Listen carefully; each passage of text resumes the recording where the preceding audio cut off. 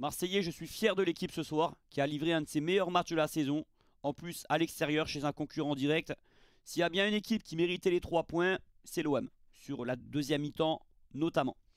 Lille a quasiment peu existé, et en plus, c'était à eux d'aller chercher la victoire, dans l'optique d'aller en Ligue des Champions. Et dans les intentions offensives, c'est plutôt nous, en fin de match, qui poussions pour aller marquer. Donc il y a beaucoup de choses positives à retenir de cette soirée, même si là on est dans les 3 derniers matchs et ce qui compte c'est les points avant tout. C'est un résultat positif, correct pour nous, on a le destin entre nos mains. Il nous reste 2 matchs, 2 victoires, on sera sûr d'être deuxième. On en reparlera tout à l'heure du classement. Alors je vais commencer avant d'analyser le match, les occasions, les temps forts, etc. Par parler des joueurs olympiens, un par un comme d'habitude. Rulli qui a fait une énorme cagade ce soir. Alors on va parler uniquement sur ce match, parce que sur la saison, il nous a sauvé plus de points qu'il nous a fait perdre, forcément. Mais c'est vrai que cette relance, elle est impardonnable à ce niveau-là. Alors je veux bien que sur l'action, il y a un joueur lillois qui est dans la surface. Donc au niveau du règlement, le but aurait dû être refusé. Après, il n'empêche que Rulli sera totalement une relance qui est contrée par David de la tête. Ensuite, c'est prolongé au fond des filets par Pardo. Et ça nous coûte cher. Sinon, il n'a pas eu grand-chose à faire dans ce match parce que l'OM a très bien défendu. Et que pour une fois, c'était un match où il n'y a pas eu de travail pour lui. Murillo en défense, très solide derrière. Pardo n'a pas existé. Il est monté. Et il se crée une grosse occasion en première, avec un appel plongeant. Il est bien servi par Greenwood et juste avant une diagonale d'Heuberg. Après, il rate son face-à-face, certes. Mais dans ses duels défensifs, dans un gros match de Ligue 1, il a vraiment répondu présent. J'ai été souvent sévère avec lui, souvent exigeant. Mais là, il commence à me faire cogiter. Est-ce que ça doit être un titulaire l'an prochain à l'OM? En tout cas, il doit être gardé dans l'effectif. Et puis son apport offensif, encore une fois. Là, il jouait comme un latéral droit. Il a beaucoup accompagné Greenwood. Donc vraiment un très bon match de sa part. Balerdi, très imposant. Il a fait un quasi sans faute, très bon dans l'anticipation. À part une ou deux relances approximatives en deuxième mi-temps. Il a encore confirmé son gros match à Brest. Heureusement qu'il est de retour en fin de saison. Donc un très très bon Balerdi. Kondogbia, c'est la belle surprise. Très fort dans les duels aériens. Il n'a pas été vraiment pris dans son dos. Alors au départ, quand Lille il joue avec Akpom et David, c'est pour passer dans notre défense, dans notre dos, jouer la profondeur. Mais ils n'ont pas réussi à le faire. Donc il y a eu l'entrée de Sarawi en deuxième mi-temps pour avoir un autre style. Mais c'est bien la charnière Kondogbia-Balerdi qui prend forme depuis 2 matchs. Alors Garcia, très bon match. De toute façon, nos 4 défenseurs ont été bons. On est dans un match où Lille a eu très peu d'occasions. 1,5. Donc forcément, nos 4 de derrière, je vais dire beaucoup de choses positives. Mais sur Garcia, c'est notamment dans son rôle de latéral sur son côté. Il n'a pas froid aux yeux. Il monte, il l'accompagne même plus que Luis Enrique. Il est souvent en position au poteau de corner. Voilà, c'est un joueur qui fait pas de vagues, mais redoutablement efficace. Et je trouve assez juste ce soir techniquement, à part un ou deux contrôles approximatifs. Il est à l'origine du premier but.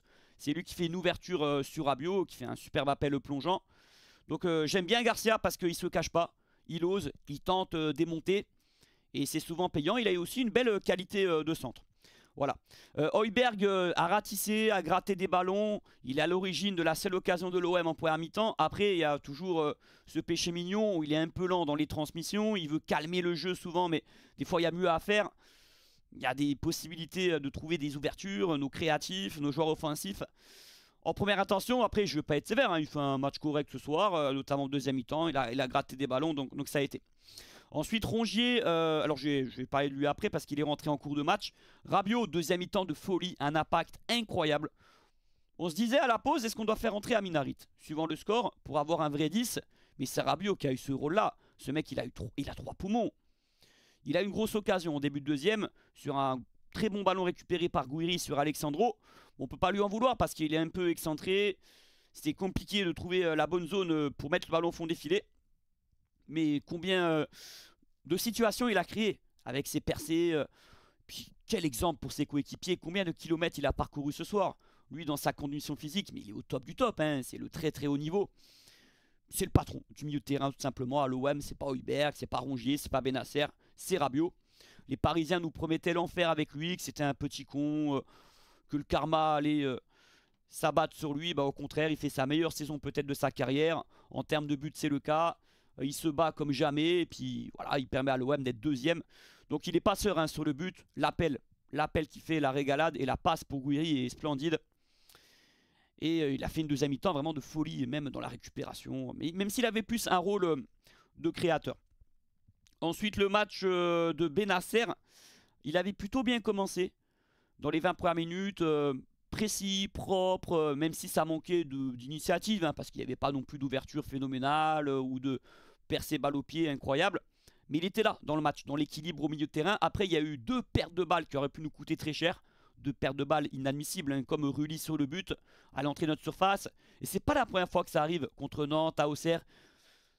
Dans les zones dangereuses, il tombe, il glisse, il est un peu lourd. J'ai l'impression même qu'il a des kilos en trop, 2-3 kilos en trop. Et puis il était fatigué physiquement, au bout de 30 minutes, il était épuisé. On le voyait sur son visage. Donc oui, physiquement, il n'est pas prêt pour débuter un match, surtout une telle affiche. Et que c'est relativement décevant par rapport aux attentes qu'on a sur un Benasser. Voilà. Donc il a un carton jaune en plus, hein. Il n'était pas loin de l'expulsion d'ailleurs. De Zerbi le sort à la mi-temps parce que par rapport à son carton et par rapport à sa fatigue. Et puis d'ailleurs, après son erreur, la première, sa perte de balle, hein, où André prend le dessus, on l'a senti douter après ça. Donc c'était mieux de le sortir à la mi-temps. Rongier, bon, il a été dans le tempo du match, il a ratissé quelques ballons, il a joué simple, il a joué propre. Ça a été une entrée correcte, hein, rien d'extraordinaire.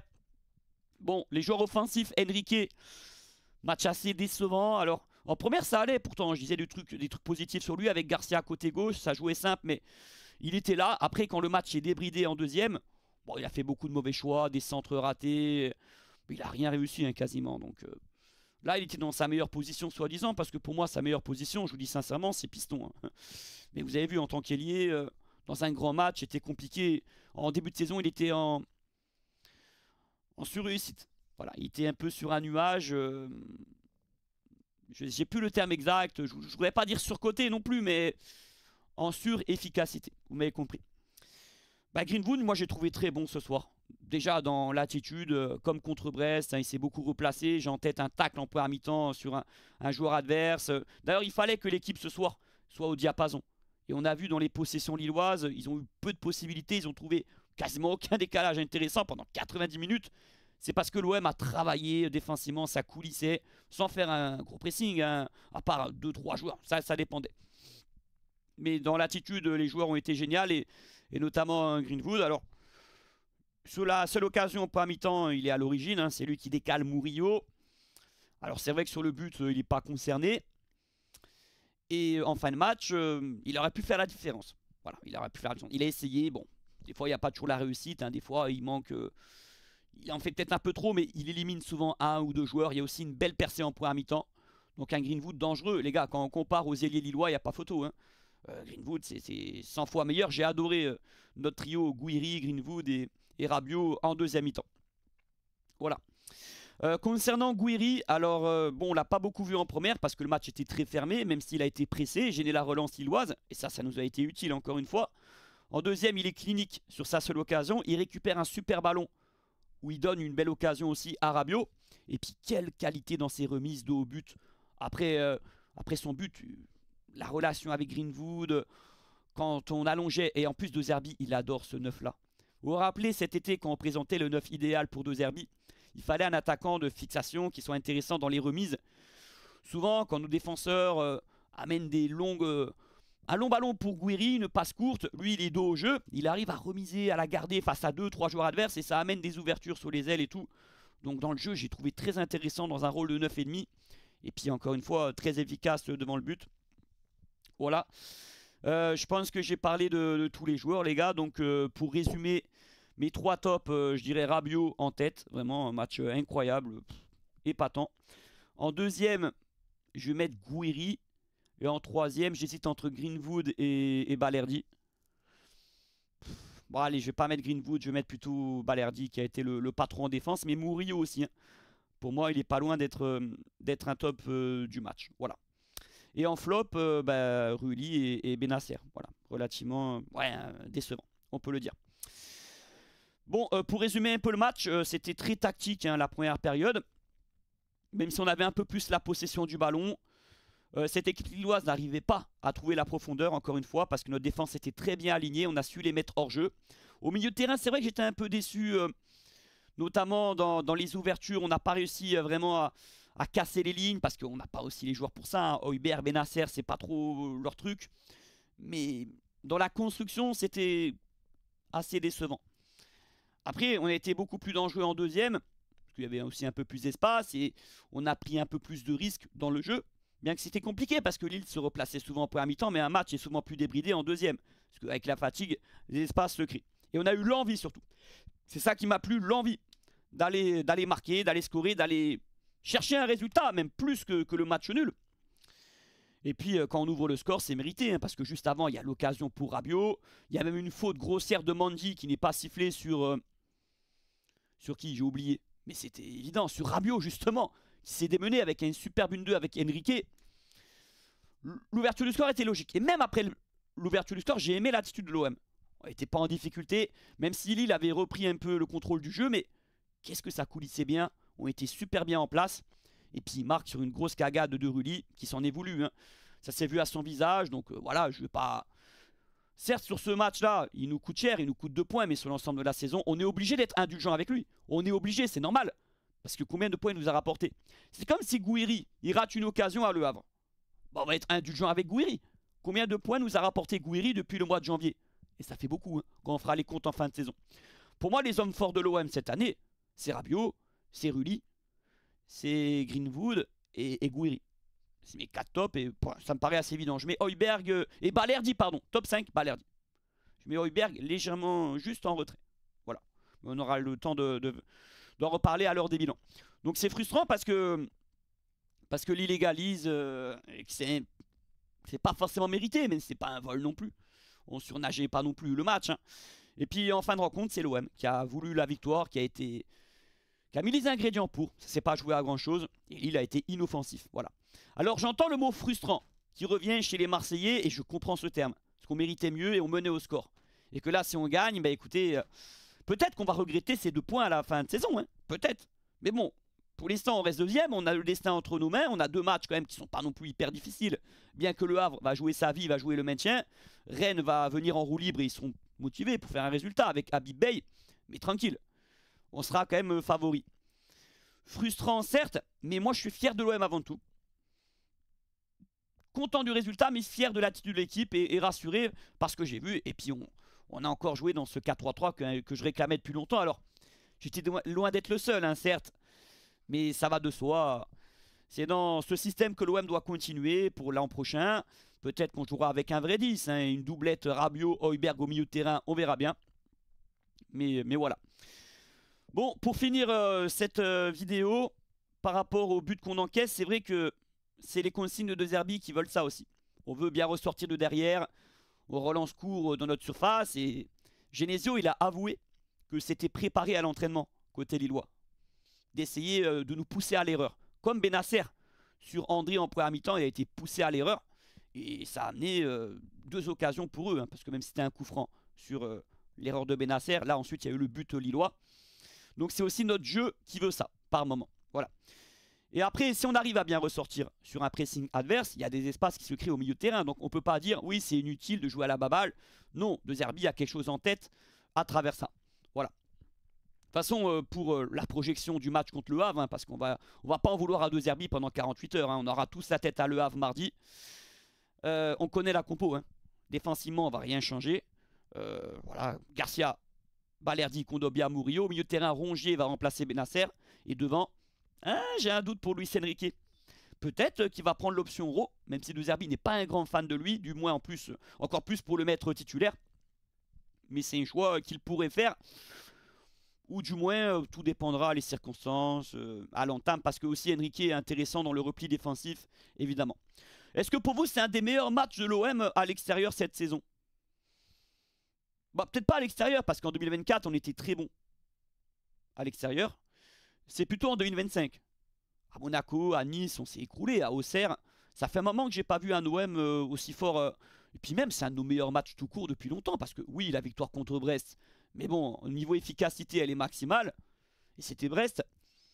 Et depuis combien de temps on n'a pas vu un si bon match de l'OM? Montpellier, je compte même pas. Faut remonter avant Auxerre. Et puis bon... excusez-moi, mais contre Saint-Etienne, contre Le Havre et à Rennes, on affrontait pim pam poum quoi. Donc en 2025, oui, c'est notre meilleur match de la saison, c'est fou de dire ça. Et fallait pas se rater ce soir et on obtient quand même un bon résultat. Si je devais donner un pourcentage de chance de voir l'OM en Ligue des Champions l'an prochain, de voir l'OM sur le podium, à l'heure actuelle, on a 70% de chance. Voilà. Mathématiquement, si on prend 6 points sur 6, on est deuxième. Si on prend 4 points sur 6, une victoire et un nul, on peut se retrouver dans le pire des cas quatrième. Pourquoi? Si Monaco gagne les 2 matchs et si Nice gagne les 2 matchs, il passe devant nous. Au goal average, Nice passera devant nous. Donc quatrième, évidemment, ce serait une grosse déception. Donc voilà, on n'a pas trop de joker. Le joker, c'était aujourd'hui, on fait match nul. Bon. Et après, évidemment, hein, si on prend... après, ça dépendra si Monaco bat Lyon. Je dis dans le pire des cas, bien sûr. Parce que même, oui, même avec 4 points, ça se trouve, on pourra être troisième si Monaco fait un faux pas ou si Nice. Mais Nice, ça m'étonnerait parce qu'ils ont un bon calendrier. Voilà. Qu'est-ce que je peux rajouter? Bon, De Zerbi a tardé avant de faire ses changements. Il aurait pu faire entrer Pro un peu plus tôt. C'est vrai. Rongier à la mi-temps, c'était logique. Sinon, Maupay ne peut pas rentrer dans un tel match, évidemment. Il n'y avait pas d'autres joueurs à faire rentrer. Merlin, je ne l'aurais même pas fait rentrer à la place de Garcia, qui n'était pas fatigué. Moi, je trouve Murillo épatant dans la confirmation, dans la régularité, match après match. C'est un très bon défenseur sur l'homme. Et puis offensivement, il se porte au bon moment. C'est un joueur aussi intelligent. Et ça, je ne pensais pas. Je le voyais plus comme un bourrin l'an passé. Un mec qui se battait parce qu'il n'a pas une grosse expérience. Et puis il se rapproche. Il a 28 ans, il me semble. Hein. Donc c'est vraiment une belle surprise à l'OM. Et puis Garcia aussi, hein, s'il continue, parce qu'il sera là hein, contre le Havre et contre Rennes d'entrée, pourquoi pas le garder l'an prochain dans la rotation de l'équipe, hein, parce qu'il faudra recruter un latéral gauche d'un niveau supérieur. Lui, je pense pas qu'il va confirmer sur la durée. L'an prochain, tous les 3 jours, voilà. Je dis pas qu'il est en sur-régime, parce que cette saison, il a joué quand même pas mal de matchs au final. Mais quand le niveau va s'élever, je suis persuadé que le Garcia, il va être en dessous. Quant à Kondogbia, faudra évidemment trouver un défenseur central à sa place cet été, quoi qu'il arrive, on est d'accord. Voilà, je me projette un peu hein, sur l'an prochain. Rabiot, il faudra le garder. Højbjerg, oui, ça va être dur aussi de trouver mieux. On va retrouver un autre milieu de terrain aussi à côté. Et puis devant, Enrique devrait partir. Il faudra prendre un vrai ailier. Parce que moi, je veux garder Gouiri. Hein. Vous avez vu, non mais Gouiri à gauche, c'est du gâchis. Il n'a pas la vitesse, le coup de rein. C'est un 9 clinique devant le but. Il est bon dans ses remises. Les gars, dites-moi que j'ai eu raison. La majorité des Marseillais cet hiver, ils disaient Gouiri, c'est pas un 9, c'est un ailier. Mais non. Gouiri, il doit jouer 9, il a été formé en 9. Voilà, et si tu lui poses la question, il va te dire je veux jouer 9, c'est mon poste. Donc, bon, après, voilà, on a tous des joueurs qu'on connaît plus que d'autres. Et moi, Gouiri, ça fait longtemps que je le vois. Ça remonte de la Youth League et de la Gambardella, pour vous dire. Donc voilà. En tout cas, il a confirmé lui aussi hein, une occasion, un but, mais au-delà de ça, dans sa participation, dans son rôle de 9,5, dans son jeu de haut but, il a été très précis, très précieux. Je dirais pas dans les temps forts de l'OM, mais parce que globalement, dans la deuxième mi-temps, on a été assez dangereux. Il y a eu beaucoup de situations, il y a eu 3-4 grosses occasions, et moi j'ai beaucoup aimé Rabiot, qui a joué comme un meneur de jeu, même s'il se replaçait comme un milieu de terrain, il a 3 poumons encore une fois. Et Greenwood, faut qu'il continue comme ça, et j'espère le garder hein, cet été Greenwood, je vous dis cash, parce que si on le vend, c'est pas une bonne chose. Vous savez que 50% va revenir sur la vente à United. Donc c'est un joueur incroyable qui va nous faire basculer, nous faire gagner des matchs encore l'an prochain. Et lui, il sera motivé. Pour le coup, Greenwood, il sera motivé en Ligue des Champions, hein, plus qu'en Ligue 1. Donc vous inquiétez pas. Voilà. Allez, je m'arrête là. N'hésitez pas à liker. Merci pour votre présence nombreuse en live. On a été super nombreux. Ça a été le feu dans les commentaires. À l'image de l'importance du match. Et à l'image... voilà, plus l'OM va bien, plus le peuple marseillais donne. Comme je dis souvent, c'est exponentiel. Et moi, pareil, j'ai explosé sur le but de Gouiri. Mais c'était à l'image, parce que le but était important, il valait 60 millions d'euros. Si on gardait le résultat, voilà. Mais voilà, bon, je suis assez content quand même de la soirée. Allez, mettez-moi vos tops et vos flops en commentaire, parce qu'au final, il y a quand même 5-6 tops hein, qu'on peut dégager. Donc, pour vous, c'est quoi les 3 meilleurs Olympiens? Et si vous avez des flops, hein, n'hésitez pas à les dire également. Allez l'OM, et à samedi pour le match à Le Havre.